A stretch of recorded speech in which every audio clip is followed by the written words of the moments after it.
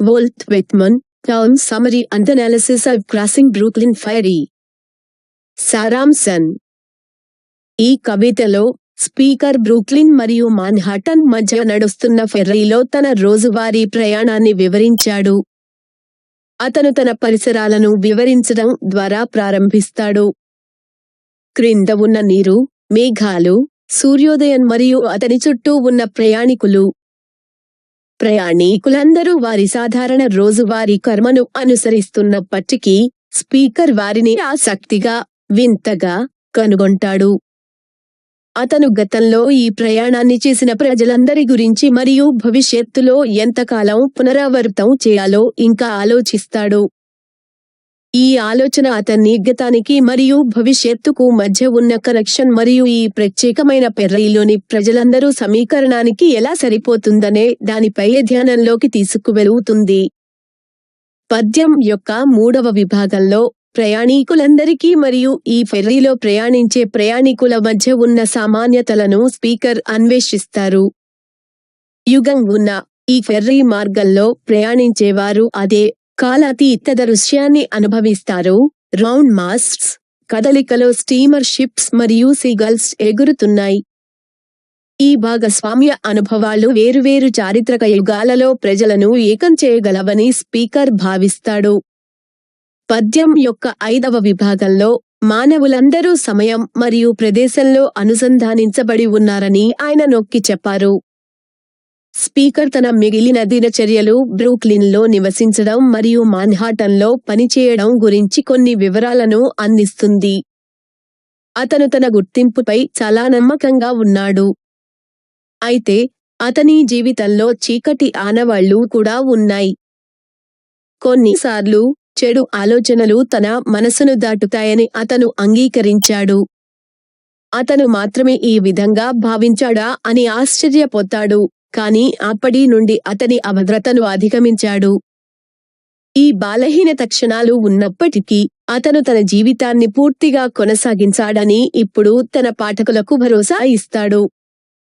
అతను వీధిలో ప్రయాణిస్తున్న చాలా మంది వ్యక్తుల మాదిరిగానే అతను ఒక పాత్ర పోషిస్తున్న నటుడిగా పాపం చేయాలనే కోరికను తగ్గించడానికి నేర్చుకున్నాడు.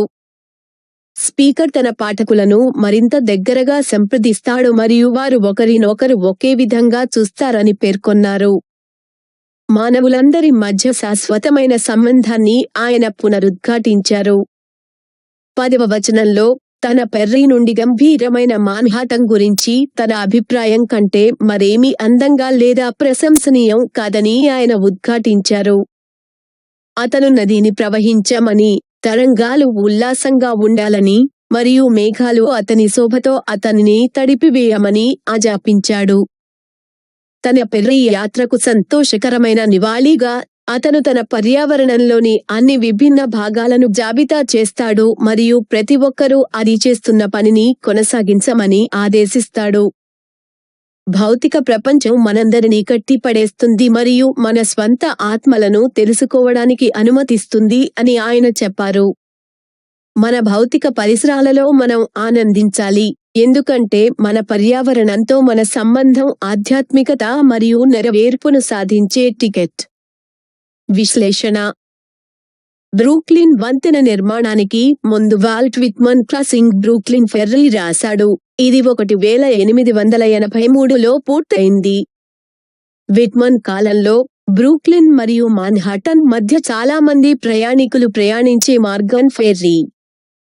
అదనంగా విట్మన్ ఈ పద్యం అమెరికన్ సివిల్ వార్ సందర్భంగా అమెరికా యొక్క గుర్తింపును లోతుగా విభజించిన సమయంలో రాశారు.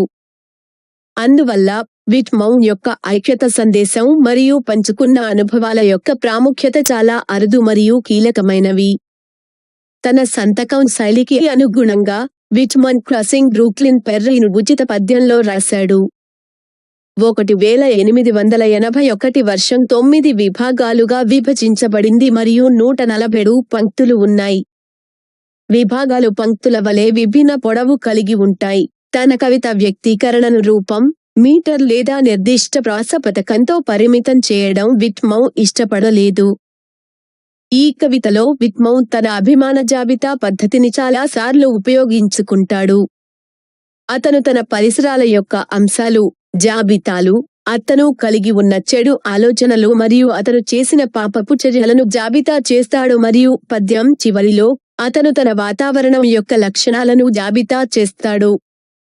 ఈ జాబితాలు శక్తివంతమైన మరియు వివరణాత్మక చిత్రాన్ని సృష్టిస్తాయి, తద్వారా రీడర్ విట్మన్తో కలిసి క్రాసింగ్ బ్రూక్లిన్ ఫెర్రీలో ప్రయాణించవచ్చు. క్రాసింగ్ బ్రూక్లిన్ ఫెర్రీ యొక్క విస్తృతమైన థీమ్ మానవ అనుభవాన్ని పంచుకుంది. విట్మన్ తన రాకపోకల యొక్క నిశ్శబ్ద వివరాలపై పాఠకుల దృష్టిని ఆకర్షిస్తాడు మరియు వాటిని అసాధారణంగా అనిపిస్తుంది. సమయం గడిచినా, సమాజంలో మార్పు వచ్చినా, గాలి, మేఘాలు, సూర్యుడు, సీగల్స్ మరియు నీరు వంటి సహజ అద్భుతాలు మాన్హాటన్ మరియు బ్రూక్లిన్ మధ్య ప్రయాణానికి ఎల్లప్పుడూ గుర్తుగా ఉంటాయి. అంతిమంగా, విట్మన్ మనిషి మరియు ప్రకృతి మధ్య స్వాభావిక మరియు శాశ్వతమైన సంబంధాన్ని నొక్కి చెప్పడం ద్వారా క్రాసింగ్ బ్రూక్లిన్ ఫెర్రీని విశ్వవ్యాప్తం చేస్తాడు. మాన్హాటన్ మరియు బ్రూక్లిన్ మధ్య స్పీకర్ ప్రయాణం సమయం గడిచే ఒక రూపకం. తూర్పు నది సమయం మరియు సమయం అంతటా ఈ యాత్ర యొక్క పునరావృతం చరిత్ర యొక్క చక్రాలను సూచిస్తుంది. పద్యం ప్రారంభంలో తన ముందు చాలా మంది ఈ ప్రయాణాన్ని పూర్తి చేశారని, అతను పోయిన తర్వాత చాలా మంది ఈ మార్గంలో ప్రయాణిస్తారని స్పీకర్ వ్యాఖ్యానించారు. అతను ప్రస్తుతం అనుభవిస్తున్న అదే అనుభూతులను చాలా మంది అనుభవిస్తారనే ఆలోచన స్పీకర్కు ఓదార్పునిస్తుంది. సమయం చాలా విషయాలను మారుస్తుంది. ప్రజల ముఖాలు, ఫెర్రీ, అతని ముందు ఉన్న నగర దృశ్యం, మానవులు ఎప్పటికీ దెబ్బతినలేని అతని ప్రయాణానికి కొన్ని గుర్తులు ఉన్నాయి.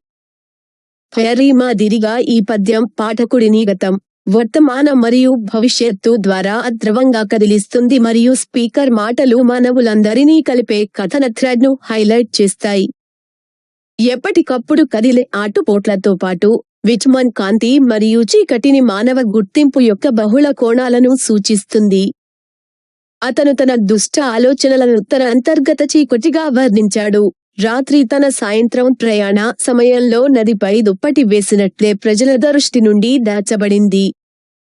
అతను ప్రజా జీవితానికి మరియు ప్రైవేట్ జీవితానికి మధ్య ఉన్న వ్యత్యాసాన్ని సూచించడానికి థియేటర్ను ఒక రూపకంగా ఉపయోగిస్తాడు.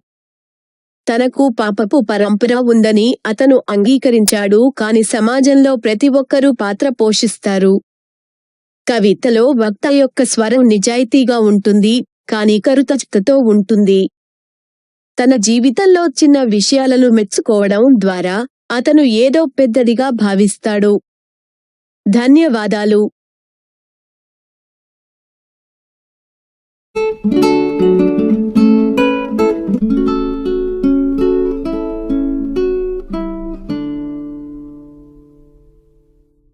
Crossing Brooklyn Ferry is a poem by Walt Whitman, and is part of his collection Leaves of Grass. It describes the ferry trip across the East River from Manhattan to Brooklyn at the exact location that was to become the Brooklyn Bridge. The speaker begins half an hour before sunset, and continues into the evening with a description comparing the tides to the attraction of New York City. Cataloguing and an appeal of the body and soul feature prominently in the poem. Relating to Whitman's experiences in growing up in Brooklyn from 1823 to 1833. And then 1845 to 1863. The poem specifically addresses future readers who will look back on it, and the ferry ride, years hence. Crossing Brooklyn Ferry. By Walt Whitman. Section 1. Flood tide below me. I see you face to face. Clouds of the west, sun there half an hour high, I see you also face to face. Crowds of men and women attired in the usual costumes, how curious you are to me. On the ferry boats the hundreds and hundreds that cross, returning home, are more curious to me than you suppose, and you that shall cross from shore to shore years hence are more to me, and more in my meditations, than you might suppose. Section 2. The impalpable sustenance of me from all things at all hours of the day. The simple, compact, well-joined scheme, myself disintegrated, every one disintegrated yet part of the scheme. The similitudes of the past and those of the future. The glories strung like beads on my smallest sights and hearings, on the walk in the street and the passage over the river. The current rushing so swiftly and swimming with me far away. The others that are to follow me, the ties between me and them. The certainty of others, the life, love, sight, hearing of others. Others will enter the gates of the ferry and cross from shore to shore. Others will watch the run of the flood tide. Others will see the shipping of Manhattan north and west, and the heights of Brooklyn to the south and east. Others will see the islands large and small. 50 years hence, others will see them as they cross, the sun half an hour high.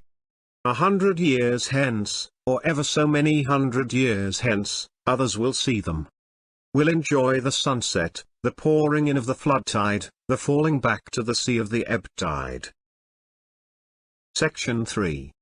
It avails not, time nor place, distance avails not. I am with you, you men and women of a generation, or ever so many generations hence. Just as you feel when you look on the river and sky, so I felt. Just as any of you is one of a living crowd, I was one of a crowd. Just as you are refreshed by the gladness of the river and the bright flow, I was refreshed. Just as you stand and lean on the rail, yet hurry with the swift current, I stood yet was hurried. Just as you look on the numberless masts of ships and the thick-stemmed pipes of steamboats, I looked. I too many and many a time crossed the river of old. Watched the 12th month sea-gulls, saw them high in the air floating with motionless wings, oscillating their bodies. Saw how the glistening yellow lit up parts of their bodies and left the rest in strong shadow. Saw the slow wheeling circles and the gradual edging toward the south. Saw the reflection of the summer sky in the water. Had my eyes dazzled by the shimmering track of beams. Looked at the fine centrifugal spokes of light round the shape of my head in the sunlit water. Looked on the haze on the hills southward and southwestward. Looked on the vapor as it flew in fleeces tinged with violet. Looked toward the lower bay to notice the vessels arriving. Saw their approach, saw aboard those that were near me. Saw the white sails of schooners and sloops, saw the ships at anchor. The sailors at work in the rigging or out astride the spars. The round masts, the swinging motion of the hulls, the slender serpentine pennants. The large and small steamers in motion, the pilots in their pilot houses. The white wake left by the passage, the quick tremulous whirl of the wheels. The flags of all nations, the falling of the matte sunset. The scallop-edged waves in the twilight, the ladled cups, the frolicsome crests and glistening. The stretch afar growing dimmer and dimmer, the grey walls of the granite storehouses by the docks. On the river the shadowy group, the big steam tug closely flanked on each side by the barges, the hayboat, the belated lighter. On the neighbouring shore the fires from the foundry chimneys burning high and glaringly into the night. Casting their flicker of black contrasted with wild red and yellow light over the tops of houses, and down into the clefts of streets. Section 4. These and all else were to me the same as they are to you. I loved well those cities, loved well the stately and rapid river. The men and women I saw were all near to me. Others the same, others who look back on me because I looked forward to them. The time will come, though I stop here today and tonight. Section 5. What is it then between us? What is the count of the scores or hundreds of years between us? Whatever it is, it avails not, distance avails not, and place avails not. I too lived, Brooklyn of ample hills was mine. I too walked the streets of Manhattan Island, and bathed in the waters around it. I too felt the curious abrupt questionings stir within me. In the day among crowds of people sometimes they came upon me. In my walks home late at night or as I lay in my bed they came upon me. I too had been struck from the float forever held in solution. I too had received identity by my body. That I was I knew was of my body, and what I should be I knew I should be of my body. Section 6. It is not upon you alone the dark patches fall. The dark threw its patches down upon me also. The best I had done seemed to me blank and suspicious. My great thoughts as I supposed them, were they not in reality meagre? Nor is it you alone who know what it is to be evil. I am he who knew what it was to be evil. I too knitted the old knot of contrariety. Blabbed, blushed, resented, lied, stole, grudged. Had guile, anger, lust, hot wishes I dared not speak. Was wayward, vain, greedy, shallow, sly, cowardly, malignant. The wolf, the snake, the hog, not wanting in me. The cheating look, the frivolous word, the adulterous wish, not wanting. Refusals, hates, postponements, meanness, laziness, none of these wanting. Was one with the rest, the days and haps of the rest. Was called by my nighest name by clear loud voices of young men as they saw me approaching or passing. Felt their arms on my neck as I stood, or the negligent leaning of their flesh against me as I sat. Saw many I loved in the street or ferryboat or public assembly, yet never told them a word. Lived the same life with the rest, the same old laughing, gnawing, sleeping. Played the part that still looks back on the actor or actress. The same old role, the role that is what we make it, as great as we like. Or as small as we like, or both great and small. Section 7. Closer yet I approach you. What thought you have of me now? I had as much of you, I laid in my stores in advance. I considered long and seriously of you before you were born. Who was to know what should come home to me? Who knows but I am enjoying this? Who knows, for all the distance, but I am as good as looking at you now, for all you cannot see me. Section 8. What can ever be more stately and admirable to me than mast-hemmed Manhattan? River and sunset and scallop-edged waves of flood tide? The seagulls oscillating their bodies, the hay-boat in the twilight, and the belated lighter? What gods can exceed these that clasp me by the hand, and with voices I love call me promptly and loudly by my nighest name as I approach? What is more subtle than this which ties me to the woman or man that looks in my face?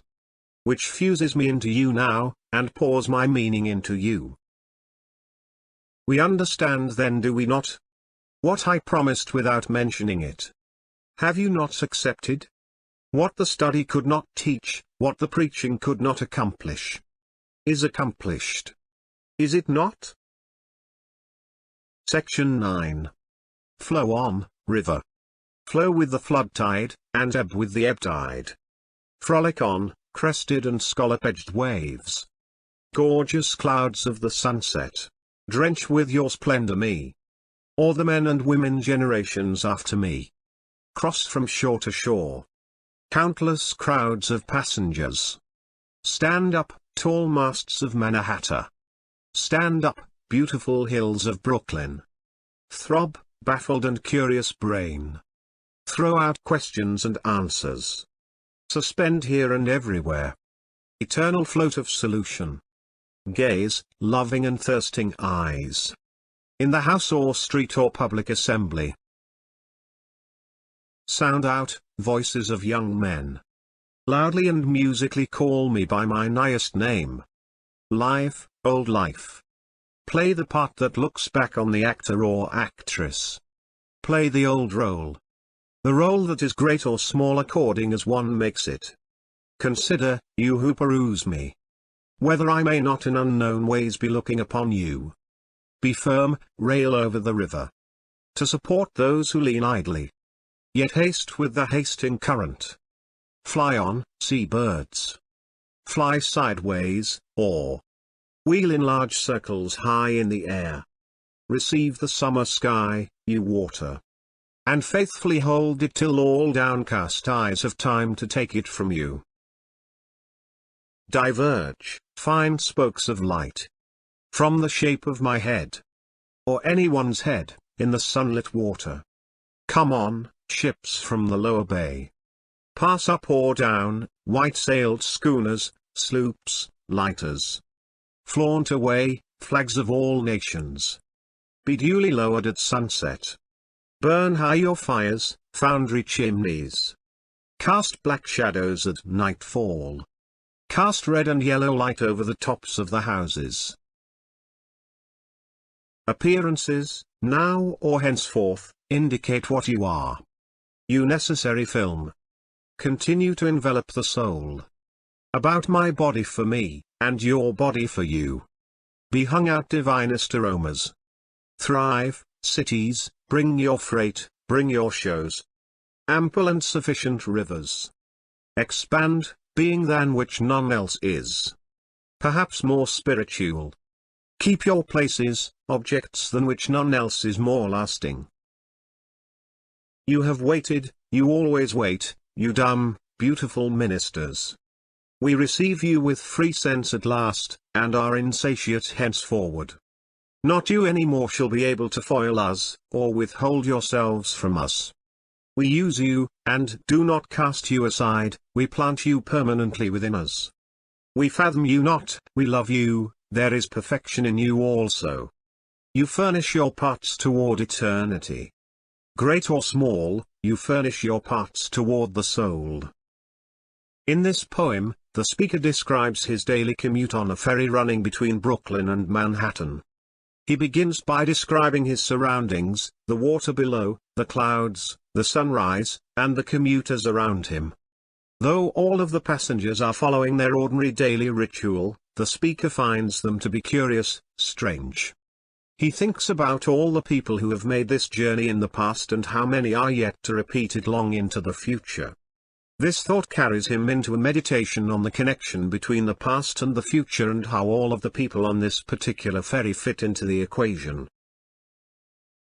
In the third section of the poem, the speaker explores the commonalities between all the commuters who have traveled and will travel on this ferry. No matter the era, travelers on this ferry route will experience the same, timeless view, the round masts, the steamer ships in motion, and the seagulls flying by. The speaker feels as though these shared experiences can unite people across different historical eras. In the fifth section of the poem, he asserts that all humans are connected across time and space. The speaker offers some details about the rest of his routine, living in Brooklyn and working in Manhattan. He professes to be fairly confident in his identity. However, there are traces of darkness in his life, as well. He admits that sometimes, evil thoughts cross his mind. He used to wonder if he was the only one who felt this way but has since overcome his insecurity. Now, he reassures his readers that he has continued living his life fully despite these moments of weakness. He has learned to quell his desire to sin as if he is an actor playing a part, just like most of the people he passes on the street. The speaker then approaches his readers more closely and claims that they see each other in the same way. He reiterates the eternal connection between all human beings. In the 10th verse, he exclaims that nothing is more beautiful or admirable than his view of stately Manhattan from his ferry. He commands the river to keep flowing, the waves to keep frolicking, and the clouds to drench him with their splendor. In a joyous tribute to his ferry trip, he lists all the different components of his environment and commands each one to keep doing what it is doing. He says that it is the physical world that binds us all together and allows us to know our own souls. We must revel in our physical surroundings, for our relationship with our environment is the ticket to achieving spirituality and fulfillment. Analysis. Walt Whitman wrote Crossing Brooklyn Ferry before the construction of the Brooklyn Bridge, which was completed in 1883. During Whitman's time, the ferry was the way most commuters traveled between Brooklyn and Manhattan. Additionally, Whitman wrote this poem at the cusp of the American Civil War, during a time when America's identity was deeply bifurcated. Therefore, Whitman's message of unity and the importance of shared experiences was both rare and vital. In accordance with his signature style, Whitman wrote Crossing Brooklyn Ferry in free verse. The 1881 version is divided into 9 sections and has 147 lines. The sections are of varying lengths, as are the lines. Whitman did not like to constrain his poetic expression with form, meter, or a specific rhyme scheme. Whitman also utilizes his favorite list technique many times in this poem. He lists the aspects of his surroundings, lists the evil thoughts he has had and the sinful acts he has committed, and, at the very end of the poem, he lists the characteristics of his environment. These lists create a powerful and detailed image, so that the reader can travel alongside Whitman on the crossing Brooklyn Ferry. The overarching theme of Crossing Brooklyn Ferry is the shared human experience. Whitman draws the reader's attention to the quiet details of his commute and makes them sound extraordinary. Even though time may pass and society might change, natural wonders like the wind, the clouds, the sun, the seagulls, and the water will always be markers of the journey between Manhattan and Brooklyn. Ultimately, Whitman makes Crossing Brooklyn Ferry universal by emphasizing the inherent and enduring connection between man and nature. The speaker's journey between Manhattan and Brooklyn is a metaphor for the passage of time. The repetition of this trip across the East River time and time again represents the cycles of history. At the beginning of the poem, the speaker remarks that many have completed this journey before him and many will travel this route after he is gone. The idea that many will experience the same feelings that he is currently experiencing gives the speaker comfort. Although time will change many things, the faces of the people, the ferry itself, the cityscape before him, there are certain markers of his journey that human beings can never tamper with.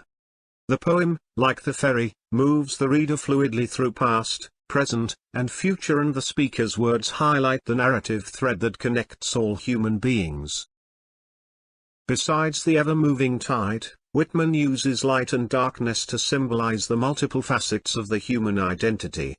He describes his evil thoughts as his inner darkness, hidden from public view just as the night casts a blanket over the river during his evening commute. He also uses the theater as a metaphor to represent the difference between public life and private life. He acknowledges that he has a sinful streak, but in society, everyone plays a role. The speaker's tone in the poem is honest but also grateful. By appreciating the small things in his life, he feels like a part of something bigger.